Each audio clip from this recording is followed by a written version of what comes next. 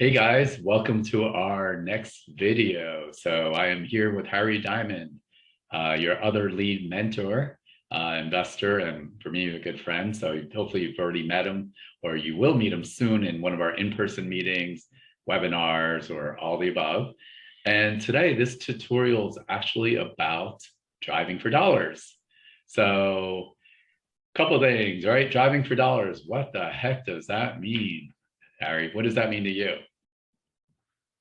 Well, we drive around, look for houses that may need our help, and sometimes there's a lot of dollars attached to the end of that assistance that we give that homeowner. Yeah, I mean, it's funny because when I first started investing, after I got crushed in 2007, I didn't have much money. So when I was on a limited marketing budget, to say the least, one of the things I did was driving for dollars. And we're driving around different neighborhoods. Hopefully, it should be in your farm area, somewhere close where you know the neighborhoods. What kind of, actually, let's talk about what kind of neighborhoods are you looking at? Are you looking at those $1 million houses in Coral Gables, or what are you looking at? The $2 million in Lighthouse Point, or Las Olas? You tell me. What kind of Those are neighborhoods are? nice, those are nice, but they're not where the money is. The money is in these regular homes, blue collar neighborhoods that are safe, lower middle class houses that are less than 350,000 or so after repaired value before COVID explosion of unreasonable prices.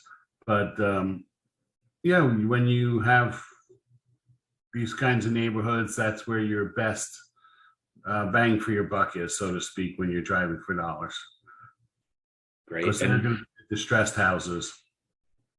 sure. And so when you're driving, like what are some of the things that you're looking for?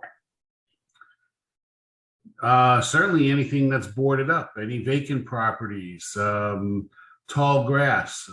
Everyone that day has their garbage cans out except this house. Overgrowth, something serious overgrowth. Little posted 8.5 by 11 pieces of paper that are posted to the front door could be violations from the city. Could also be a permit, so you got to be careful, but it could be violations from the city. Those are the kinds of things that immediately stand out. A lockbox on the doorknob.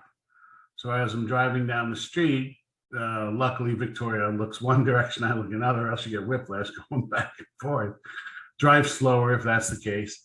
But you'll be able to see a house that does not look like the others in the neighborhood. The others are maintained, grass cut, no paint chipping. There's no tarp on the roof.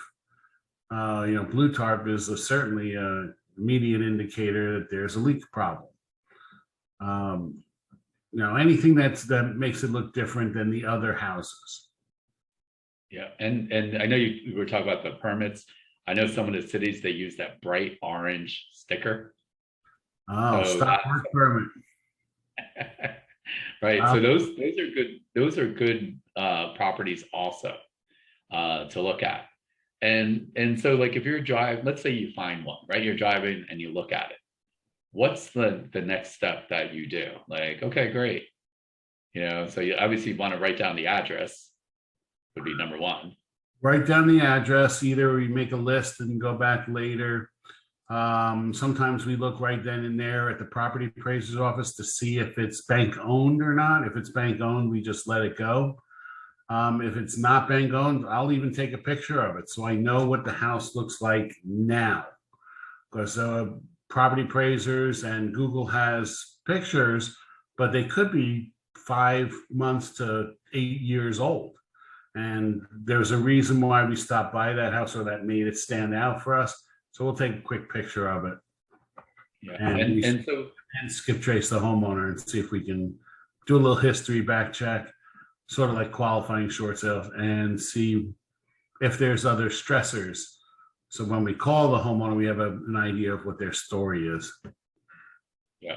And so like, as you guys are students in some of the software and technology we use, you guys do have REIFAX. So remember, REIFax is web-based. So, Harry was talking about even going to the property appraisers. You could literally put the information, the address, right into REIFax. And with REIFax, you could see what's going on with it. Is there, who owns it? If it's in foreclosure, you could actually see the mortgage information, the list pendants. So you can get a lot of information. The second element, what I do like about Harry, especially if you're driving and you're getting to a lot of homes, one of the things that happens is that, I mean, this happened to me in the beginning. Which house was that? Which was this? And that was, I hate to say, like we've been doing this. Yeah, especially like for us, like it's funny with technology and you younger people, meaning this is how lucky you are, was, like we'd have to take a regular camera, at least it was a digital camera, at least when we started, take the photo and then try to remember. You could take out your phone and do a quick video. Like as long as you have a smartphone, hey, you could do a quick picture or a video voiceover saying it's 123 Main Street, this is what's happening. So when you look back at it, when you go back to your house, you'll know which house or which street. If you have 10, 15, 20 on your list, it is very difficult to remember or match up the house.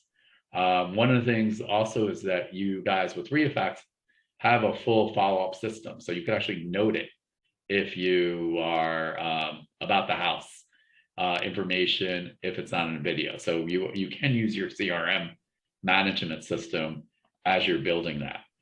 What happens if, I know one of the first things I did is like, if it looks like it's abandoned, I would pull into the driveway. I'd actually get out of the car and walk around the house to see what's happening. One of the tricks I used is I'd talk to the next door neighbors. I knock on their doors and say, hey, I'm a cash buyer and I really like this neighborhood. Do you mind, do you got a few minutes to tell me about your, the house next door? And a lot of the neighborhoods, they've been there for, your neighbors 10, 15 years, 20 years. Maybe it's a probate, maybe it's just abandoned, maybe they moved out of town. It's a good way to get information prior to skip tracing. Just in case you don't know what skip tracing is, it's a tool that we use to find unlisted phone numbers, anything attached to a house. So it's a more advanced way to actually get a hold of the homeowners. But you'll be surprised how many neighbors know what's happening with their ex-neighbor or what they left with the house. So they'll tell you a lot of things that, about the house, how long ago. You'll be very, very surprised how much your neighbors know. So a little scary, but it's true. They're watching at night. Exactly, right. And then the second end of why I liked actually doing the driving for dollars and talking to neighbors, it is a great way while you're asking about that house next door, you could tell them what you do, right? And maybe I kind of joke about it because I'm sarcastic and say, hey, by the way, Harry, you wouldn't want to sell your house, would you?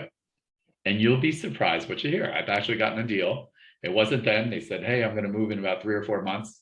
I'll look you up. And, they gave me their number and we're able to get the deal too. So you always want to constantly think as an investor. The other thing that we've noticed, I know you talked about vacant homes. What about for rent signs are always good to see because they should have the home owner's phone number. It's a good way to actually see if, maybe their tenant, it's been empty for a while and maybe they're just sick of it.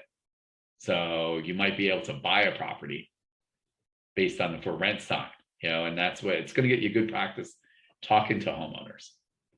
The other second fact of driving for dollars, which I like also on that for rent sign, why do I like talking to that person?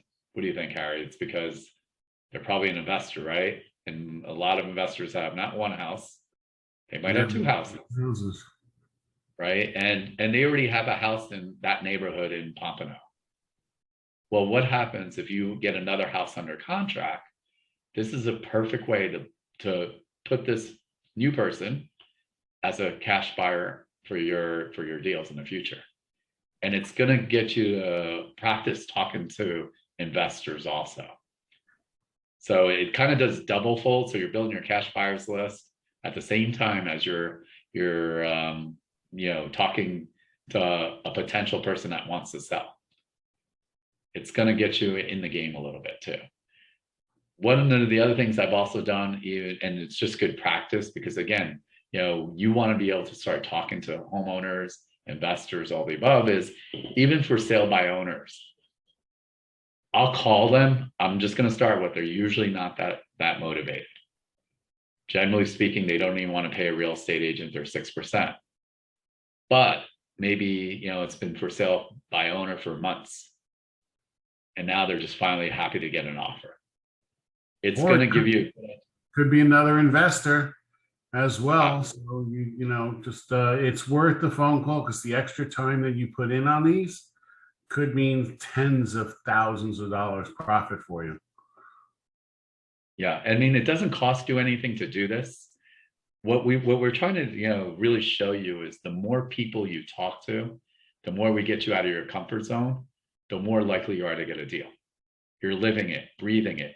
You're going to hear some real life rebuttals of, oh yeah, you're not serious, or this, and once you get that experience, it's going to change the demeanor, when you're talking to people.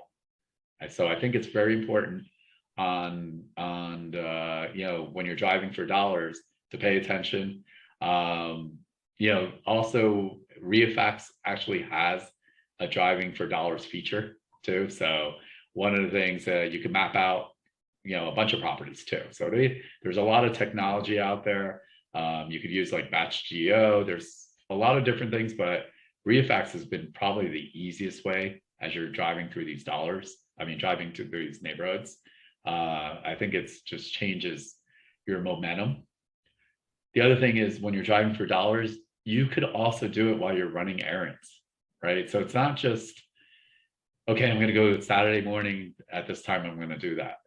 As you know, I know some of you guys have kids and they have activities. I know, our other lead mentor, Taryn Ward, has 3 daughters, and they all have a ton of activities. So as she's driving all around South Florida, I've heard her, she's driving for dollars, and she'll stop and grab a phone number or grab a photo or an address, and she'll add it to her list. So I think those things are something that, you got to start.